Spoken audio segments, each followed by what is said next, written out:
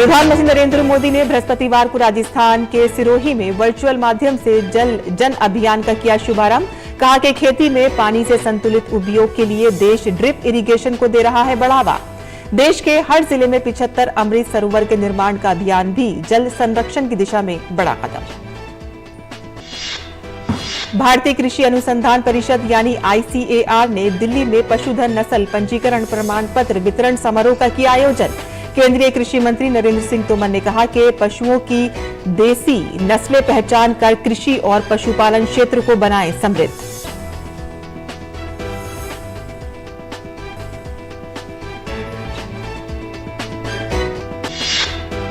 भारतीय खाद्य निगम ने दूसरी ई नीलामी में 901 करोड़ रुपए में 3.85 LMT गेहूं की बिक्री। गेहूं और आटे की बढ़ती कीमतों को काबू में रखने के लिए ई नीलामी मार्च 2023 के दूसरे सप्ताह तक हर बुधवार को की जाएगी।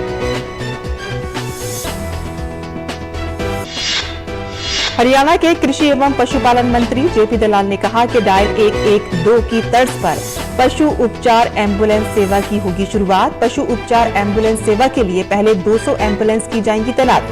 एम्बुलेंस में पशु चिकित्सक और स्टाफ के साथ साथ जरूरी दवाएं भी रहेंगी उपलब्ध।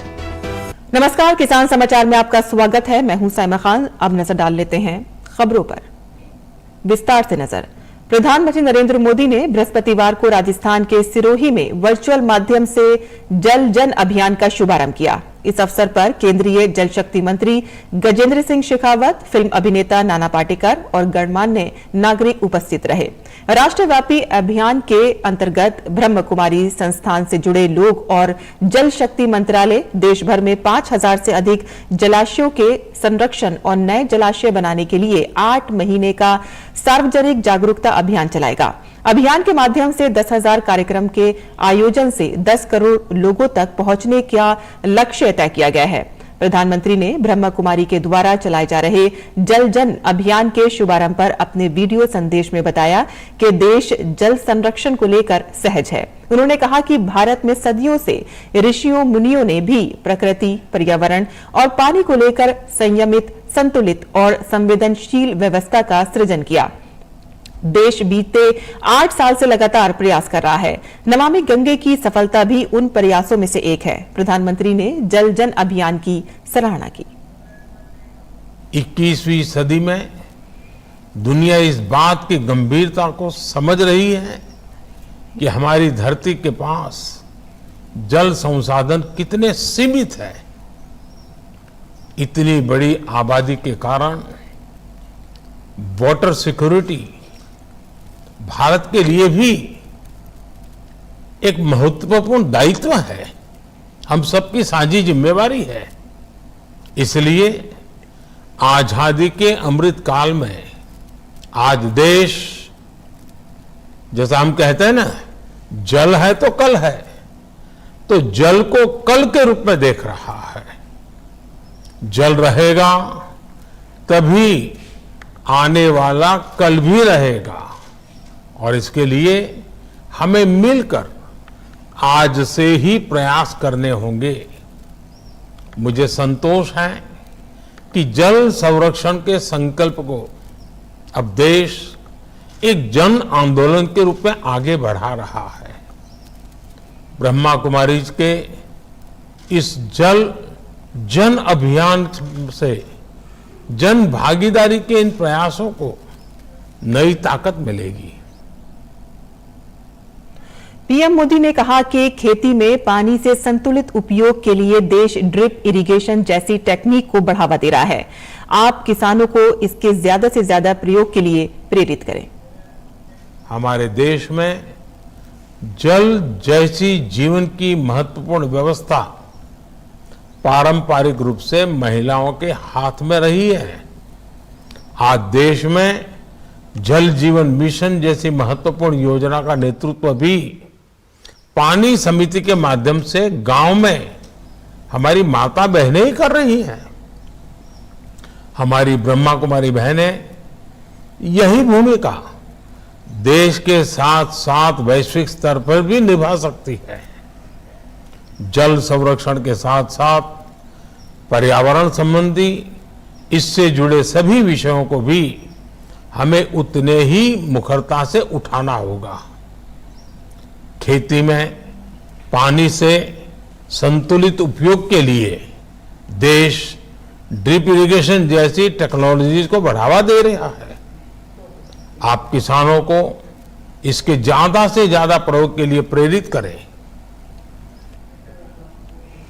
प्रधानमंत्री ने कहा कि इस समय भारत की पहल पर पूरा विश्व इंटरनेशनल मिलेट ईयर भी मना रहा है। हमारे देश में मिलेट्स जैसे श्री अन्न बाजरा, श्री अन्न ज्वार सदियों से खेती और खान पान का हिस्सा रहे हैं। भारत की पहल पर पूरा विश्व इंटरनेशनल मिलेट ईयर भी मना रहा है।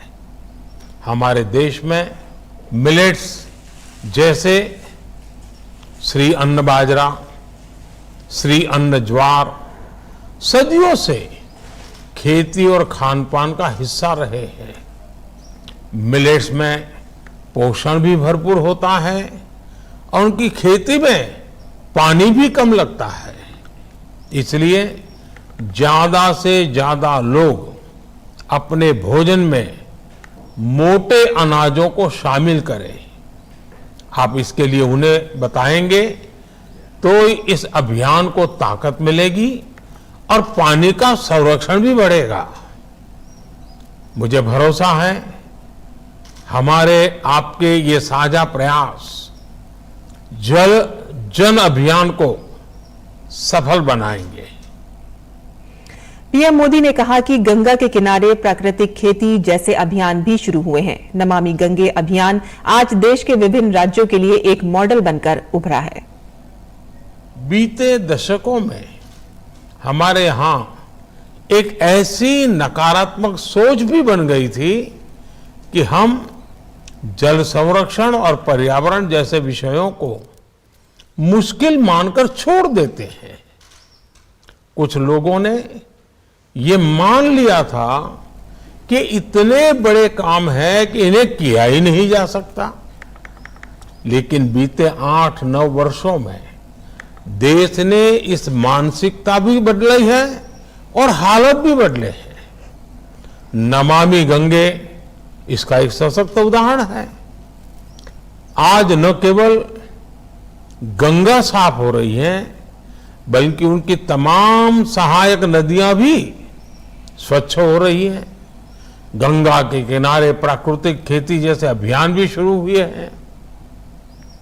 नमामि गंगे अभियान आज देश के विभिन्न राज्यों के लिए एक मॉडल बनकर उभर रहा है। प्रधानमंत्री ने कहा कि देश के हर जिले में 75 अमृत सरोवर के निर्माण का अभियान भी जल संरक्षण की दिशा में बड़ा कदम है। जल प्रदूषण की तरह ही गिरता भूजल स्तर भी देश के लिए एक बहुत बड़ी चुनौती है।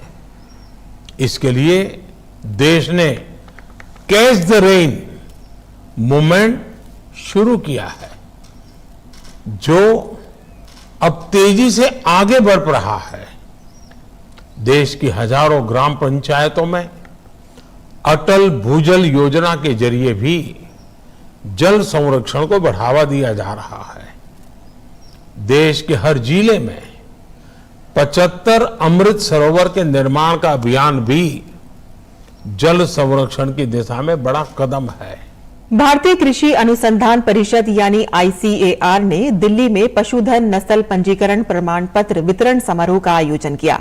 इस अवसर पर केंद्रीय कृषि मंत्री नरेंद्र सिंह तोमर ने कहा कि देश में बड़ी संख्या में पशुओं की देसी नस्लें हैं जिन्हें सभी क्षेत्रों से पहचानने की आवश्यकता है। इसके माध्यम से कृषि एवं पशुपालन क्षेत्र को और समृद्ध बनाया जा सकता है। तोमर ने कहा कि देश का लगभग आधा पशुधन अभी भी अवंतरित है। हमें ऐसे अनूठी नस्लों की जल्द से जल्द पहचान करना होगी ताकि इन अवर्णीकृत नस्लों को बचाया जा सके। उन्होंने खुशी जताई कि ICAR इस दिशा में काम कर रहा है और देश में ऐसी नस्लों की पहचान के लिए एक विशेष मिशन शुरू किया गया है। इस तरह का कार्य आसान नहीं है और राज्य विश्वविद्यालयों, पशुपालन विभागों, गैर सरकारी संगठनों के सहयोग के बिना इसे पूर्ण नहीं किया जा सकता। ICAR ने इन सभी एजेंसियों के सहयोग से मिशन मोड में देश के सभी पशु आनुवांशिक संसाधनों के प्रलेखन की शुरुआत की है। ये बड़ा समूह देश में देसी पशु आनुवांशिक संसाधनों के दस्तावेजीकरण के मिशन को पूरा करेगा। इस अवसर पर 28 नई पंजीकृत नस्लों के नस्ल पंजीकरण प्रमाण पत्र वितरित किए गए, जिनमें मवेशियों की 10 नस्लें, शूकर की 5, भैंस की 4, श्वान व बकरी की 3-3, गधा, बत्तख व भेड़ के लिए 1-1 तथा पोल्ट्री वंशक्रम के लिए 1 शामिल है। इन देसी नस्लों पर संप्रभुता का दावा करने के लिए डेयर के वर्ष 2019 में राजपत्र में सभी पंजीकृत नस्लों को अधिसूचित करना शुरू किया है। भारतीय खाद्य निगम ने 15 फरवरी 2023 को जो दूसरी ई नीलामी की थी, उसमें 1060 से अधिक बोलीकर्ताओं ने हिस्सा लिया और 3.85 LMT गेहूं की बिक्री की गई। देखते हैं ये रिपोर्ट। भारतीय खाद्य निगम ने 15 फरवरी 2023 को जो दूसरी ई नीलामी की थी, उसमें 1060 से अधिक बोलीकर्ताओं ने हिस्सा लिया और 3.85 LMT गेहूं की बिक्री की गई। निगम ने 15.25 LMT गेहूं के भंडारण की नीलामी में पेशकश की थी। दूसरी ई नीलामी में 100 से 499 MT की मात्रा की अधिकतम मांग थी। इसके बाद 500 से 1000 MT मात्रा की मांग दूसरे नंबर पर रही। तीसरे नंबर पर 50 से 100 MT गेहूं की मांग रही। इससे पता चलता है कि नीलामी में छोटे और मंझोले आटा मिल वालों तथा कारोबारियों ने सक्रिय हिस्सा लिया। एक मुश्त 3000 MT की अधिकतम मात्रा के लिए केवल 5 बोलियां ही प्राप्त हुई थी। नीलामी में FCI ने भार आधारित औसत दर 2338.01 रुपये क्विंटल जारी की थी। दूसरी ई नीलामी में FCI ने 901 करोड़ रुपए अर्जित किए। देश में गेहूं और आटे की बढ़ती कीमतों को काबू में रखने के लिए मंत्रियों के समूह द्वारा की जाने वाली सिफारिशों के अनुपालन में FCI ई नीलामी के लिए गेहूं की पेशकश कर रहा है। ई नीलामी के जरिए गेहूं की बिक्री देश भर में मार्च 2023 के दूसरे सप्ताह तक हर बुधवार को की जाएगी। भारत सरकार ने सार्वजनिक क्षेत्र उपक्रमों, सहकारिताओं तथा केंद्रीय भंडार NCCF और नाफेड जैसे संघों के लिए बिना ई नीलामी के 3 LMT गेहूं का आवंटन किया है। पहले रियायतों दरों पर गेहूं 23.50 रुपये प्रति किलोग्राम की दर से उठाया जा सकता था। इसी तरह इस योजना के तहत आटा भी जनता को MSP की दर के मद्देनजर उपलब्ध कराया जाता रहा है, जो 29.50 रुपये प्रति किलोग्राम से अधिक नहीं था। भारत सरकार ने इन दोनों दरों में संशोधन कर दिया है, जिसके अनुसार गेहूं 21.50 रुपये प्रति किलोग्राम और आटा MSP की दर से ऐसे भंडारण से उठाया जा सकता है जिसकी कीमत 27.50 रुपये प्रति किलोग्राम से अधिक नहीं होगी। भारतीय राष्ट्रीय सहकारी उपभोक्ता महासंघ लिमिटेड यानी NCCF को उपरोक्त योजना के तहत 8 राज्यों में 68,000 MT गेहूं उठाने की अनुमति दी गई है। इस योजना के तहत नाफेड को 0.1 LMT गेहूं का आवंटन और केंद्रीय भंडार को 1.32 LMT गेहूं का आवंटन किया गया है, ताकि देश भर में आटे की कीमत को नीचे लाया जाए। FCI से भंडारण उठाने के बाद आटे की बिक्री इन्हीं सहकारिताओं द्वारा संचालित की जा रही है। ब्यूरो रिपोर्ट, DD किसान। वहीं हरियाणा के कृषि एवं पशुपालन मंत्री JP दलाल ने कहा कि सरकार ने कृषि के साथ साथ बागवानी और पशुपालन व्यवसाय को जोखिम फ्री करने, किसानों की आय बढ़ाने और खुशहाली के लिए अनेक योजनाएं लागू की हैं। कृषि मंत्री ने कहा कि सरकार किसान हितैषी है। सरकार ने किसानों के हितों के लिए बिजली और नहरी पानी जैसी सुविधाओं को पहले से अधिक बढ़ाया है। JP दलाल ने कहा कि प्रदेश की डायल 112 योजना की तर्ज पर जल्द ही पशु उपचार एम्बुलेंस सेवा आरंभ की जाएगी। उन्होंने कहा कि पशु उपचार एम्बुलेंस सेवा के लिए शुरुआत में 200 एम्बुलेंस तैनात की जाएंगी, जिनमें पशु चिकित्सक व स्टाफ के साथ साथ जरूरी दवाएं भी उपलब्ध रहेंगी। उन्होंने कहा कि पशुपालक द्वारा हेल्पलाइन नंबर पर उपचार एम्बुलेंस सेवा की मांग करने पर उसके नजदीकी स्थान की एम्बुलेंस को मैसेज भेजा जाएगा। इस योजना के तहत पशुपालक तक एम्बुलेंस के पहुंचने में लगने वाले समय, उपचार गुणवत्ता तथा पशुपालक की फीडबैक की मॉनिटरिंग भी की जाएगी।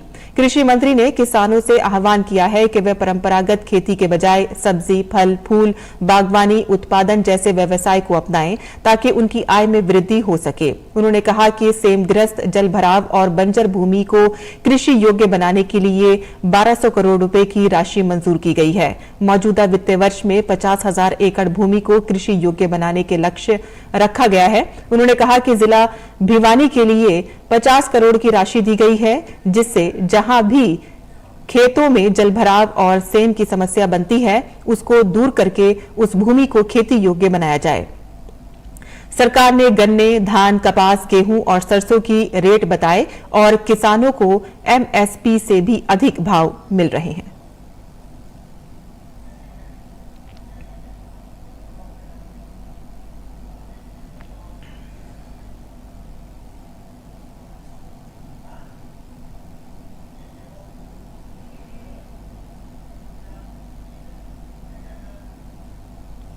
गुजरात में आज से सुजलाम सुफलाम जल अभियान का छठा चरण शुरू हो गया है। मुख्यमंत्री भूपेंद्र पटेल गांधीनगर में खोरज में इस जनव्यापी अभियान का शुभारंभ किया। इस अभियान का उद्देश्य भूजल स्तर को ऊपर उठाना और वर्षा जल का अधिकतम उपयोग करना है। सुजलाम सुफलाम जल अभियान 31 मई तक चलेगा।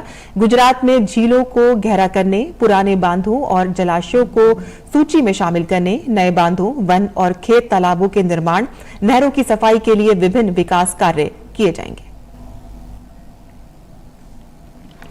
और आगे बढ़ते हैं, जहां प्रधानमंत्री नरेंद्र मोदी ने बृहस्पतिवार को आदि महोत्सव में स्टॉलों पर जाकर जनजातीय कारीगरों और हस्तशिल्पों से बातचीत की। हस्तशिल्पों में उत्साह का माहौल देखा गया। इस पर खास बातचीत की हमारे संवाददाता गिरीश निशाना ने। प्रधानमंत्री के समक्ष हिमाचल प्रदेश की मानदसी और पूनम को भी अपने उत्पाद दिखाने का मौका मिला। कैसा लगा पीएम से आज बातचीत हुई? आज तो ऐसा लग रहा है जैसे कि आज हमारे प्रभु से मुलाकात हो गई, जो हमारे प्रोडक्ट देखने हमारे पास आए, हमारे प्रधानमंत्री जी। और इस बार इतना बढ़िया मौका दिया ट्राइफेड ने हमारे को कि हमें लग रहा है कि अब हमारे कुछ अच्छे से दिन आने वाले हैं। जो गरीब महिलाएं हैं, जो ट्राइबल महिलाएं वहाँ की इतने दूर से आए, हम लाहौल स्पीति एक बहुत दुर्गम क्षेत्र है, वहाँ से आए हुए हम, तो वहाँ से सामान ले आना, वहाँ पे बनाना, वहाँ की दुर्दशा हमें पता है और किसी को पता नहीं। और आज जो हमारे को प्लेटफॉर्म मिला हुआ है यहाँ पे, आज बहुत अच्छा लग रहा है और धन्यवाद करते सभी का हम, और आपको भी धन्यवाद। आप क्या कहेंगे पूनम जी? सर, हमें बहुत अच्छा लगा। प्रधानमंत्री जी खुद हमारे स्टॉल में आए, उन्होंने हमारे प्रोडक्ट देखे और हमें हमारा इतना उत्साह बढ़ाया। इसके लिए हम ट्राइफेड और प्रधानमंत्री जी का तहे दिल से धन्यवाद करते हैं। हम आदिवासी महिलाओं के लिए उन्होंने हमारे लिए इतना सब कुछ किया और कर रहे हैं। हिमाचल प्रदेश के ही दीपक गुलिया यहाँ मौजूद हैं, जिनसे प्रधानमंत्री ने बातचीत की।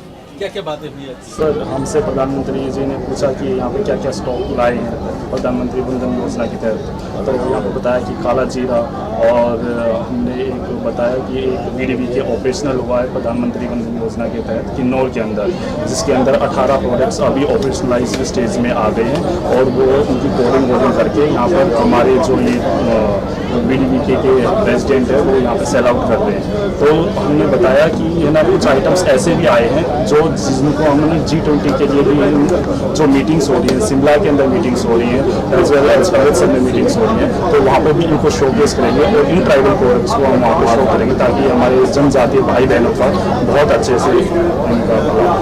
प्रधानमंत्री से मिलकर वो काफी उत्साहित नजर आ रहे हैं। कैमरामैन शैलेंद्र चौहान के साथ गिरीश निशाना, डीडी न्यूज, दिल्ली। वहीं दिल्ली में सीवरेज का पानी यमुना में गिरने और ठोस अपशिष्ट प्रबंधन उचित ढंग से न हो पाने से जुड़े मामले पर राष्ट्रीय हरित अधिकरण एनजीटी ने गहरी चिंता जताते हुए दिल्ली सरकार पर 6,100 करोड़ रुपए से अधिक का भारी भरकम जुर्माना लगाया है।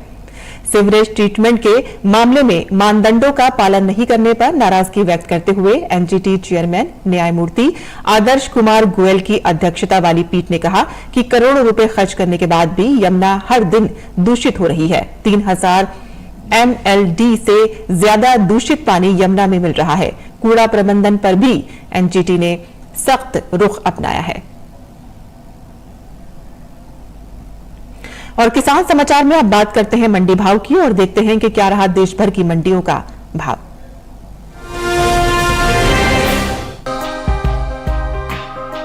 फिलहाल कृषि उपज मंडियों में चने की आवक सामान्य है। गुरुवार को चने का कारोबार सामान्य आवक के साथ हुआ। भाव की बात करें तो ध्रोल और कोटा मंडी में चने के सौदे मजबूती के साथ हुए, जबकि मुंबई और गाजियाबाद मंडी में इस दौरान चने के भाव में कोई बदलाव देखने को नहीं मिला। एग्बाक नेट के मुताबिक गुजरात की ध्रोल मंडी में 15 फरवरी को चने का भाव रहा 4,330 रूपए, 16 फरवरी को इसके भाव में 185 रूपए का उछाल आया और भाव हो गया 4,515 रूपए। राजस्थान की कोटा मंडी में भी चने के सौदों में बढ़त के साथ कारोबार हुआ। यहाँ 15 फरवरी को चने का भाव था 4,400 रूपए, 16 फरवरी को इसके सौदे 50 रूपए मजबूत होकर 4,450 रूपए पर हुए। महाराष्ट्र की मुंबई मंडी में बीते 2 दिनों के दौरान चने के भाव स्थिर रहे। यहाँ 15 और 16 फरवरी को चना 5,500 रूपए पर बिका। इसी तरह उत्तर प्रदेश की गाजियाबाद मंडी में भी चने का कारोबार बिना किसी फेरबदल के साथ हुआ। यहाँ 15 फरवरी को चने का भाव रहा 5,800 रूपए, जो कि 16 फरवरी को भी 5,800 रूपए पर टिका रहा। बीते कुछ समय से आगे चल रही चने की बुआई में इस दौरान कुछ कमी देखने को मिल रही है। कृषि मंत्रालय की ओर से साल 2022-23 के लिए जारी ताज़ा आंकड़ों के अनुसार 3 फरवरी तक रबी चने की बुआई 1,12,01,000 हेक्टेयर में हो चुकी है, जबकि बीते साल इस दौरान बुआई का क्षेत्रफल 1,14,18,000 हेक्टेयर रहा था। यानी इस साल रबी चने की बुआई बीते साल के मुकाबले 2,16,000 हेक्टेयर पीछे है। बात दलहन की पैदावार की करें तो घरेलू स्तर पर इस साल कुल दलहन की उपज में कमी का अनुमान जताया गया है।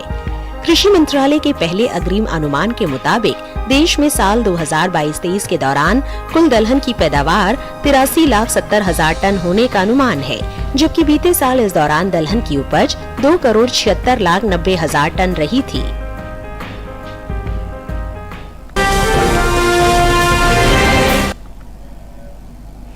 और किसान समाचार में अब बात करते हैं मौसमी खेती की। किसान इस मौसम में कैसे रखें अपनी खेती का ख्याल, आइए देखते हैं।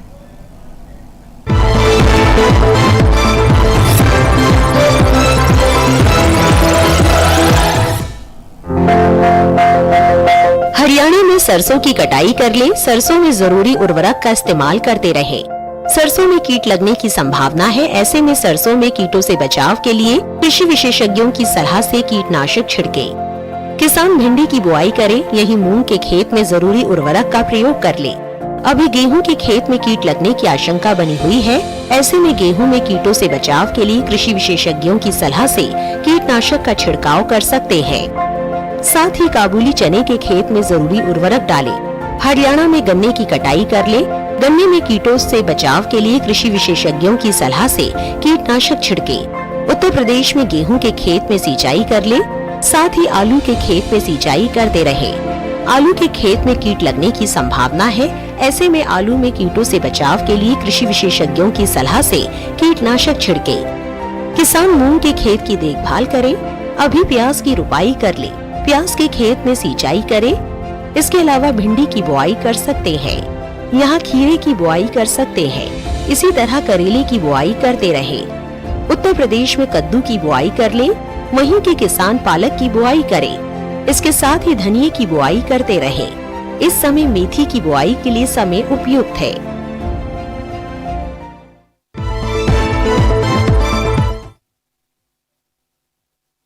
बाद आइए अब नजर डाल लेते हैं कुछ और खास खबरों पर। मेघालय विधानसभा चुनाव के लिए प्रचार तेज हो गया है। 27 फरवरी को होने वाले विधानसभा चुनाव के पहले सभी प्रमुख राजनीतिक दलों के स्टार प्रचारक और वरिष्ठ नेता जनसभाएं और रैलियां कर रहे हैं।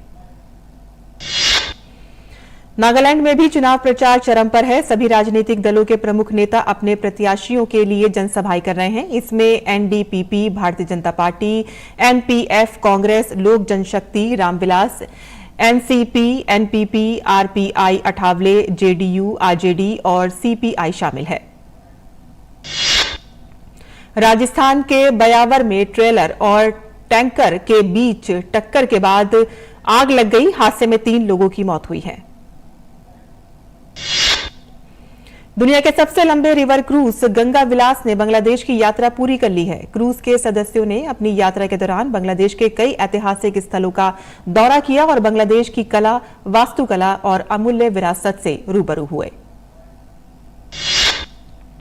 विदेश मंत्री डॉक्टर एस जयशंकर ने फिजी में चल रहे 12वें विश्व हिंदी सम्मेलन के समापन समारोह में विदेश मंत्री ने कहा कि ये सम्मेलन हिंदी का महाकुंभ होगा, जहां दुनिया के लोग आएंगे। ये हिंदी के विषय में एक वैश्विक नेटवर्क का मंच बनेगा। विदेश मंत्री ने कहा कि हमें यह सम्मेलन एक बार भारत और एक बार विदेश में करना चाहिए और इस तरह करना चाहिए कि जो भी दुनिया में हिंदी प्रेमी हैं और हिंदी को आगे बढ़ाना चाहते हैं, उनको अवसर मिले।